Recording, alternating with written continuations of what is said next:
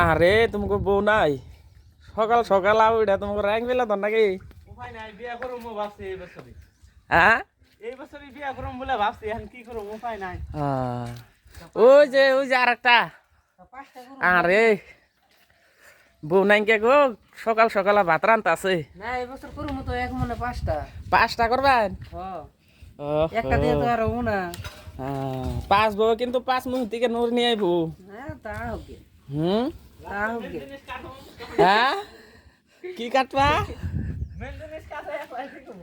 ও তাই নি ঠিক আছে